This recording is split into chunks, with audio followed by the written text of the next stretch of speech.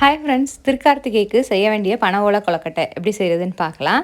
இதுக்கு தேவையான பொருட்கள்: ஒரு அரை மூடி தேங்காவை திருவி வச்சுக்கோங்க, 2 டேபிள் ஸ்பூன் அளவு பாசிப்பருப்பு, 1 டேபிள் ஸ்பூன் அளவு எள்ளு, ஒரு 4-5 ஏலக்காயை வந்து பொடி பண்ணி இந்த மாதிரி எடுத்து வச்சுக்கோங்க.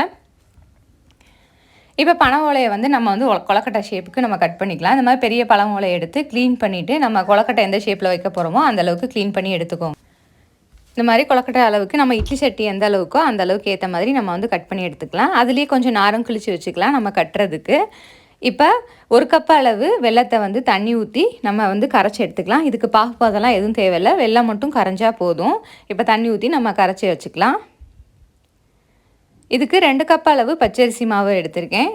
இது நார்மலாக வீட்டில் அரைக்கிற பச்சரிசி மாவு தான், இல்லை பேக்கெட் மாவு எடுத்துக்கலாம்.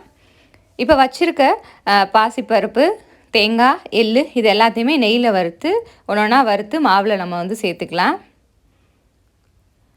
பாசிப்பருப்பு கொஞ்சம் செவக்க வறுத்து எடுத்துக்கோங்க, எள்ளு நல்லா பொரிஞ்சு வர வரைக்கும் வறுத்து எடுத்துக்கோங்க. இப்போ எல்லாத்தையும் ஒன்றா நம்ம மாவில் சேர்த்து கலந்துக்கலாம்.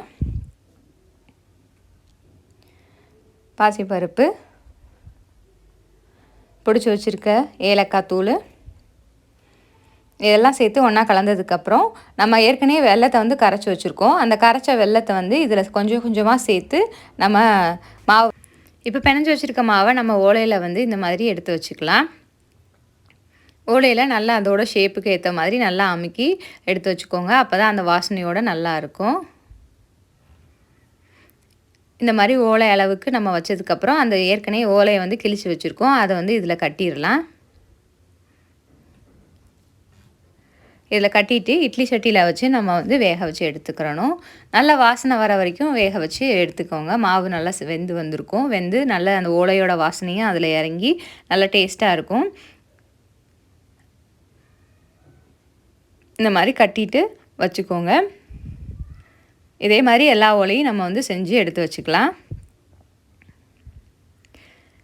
இந்த மாதிரி வீடியோஸ் வந்து நீங்கள் பார்க்கணுன்னா மறக்காமல் சேனலை சப்ஸ்கிரைப் பண்ணி வச்சுக்கோங்க. இந்த மாதிரி நிறைய ஹெல்த்தி ரெசிபீஸ் வந்து நம்ம சேனலில் இருக்குது, போய் செக் பண்ணி பாருங்கள். லைக் பண்ணுங்கள், ஷேர் பண்ணுங்கள், கமெண்ட் பண்ணுங்கள், மறக்காமல் சப்ஸ்கிரைப் பண்ணுங்கள். இந்த திருக்கார்த்திகைக்கு உங்கள் வீட்டில் பனை ஓலை கொழுக்கட்டையை செஞ்சு அசத்துங்க.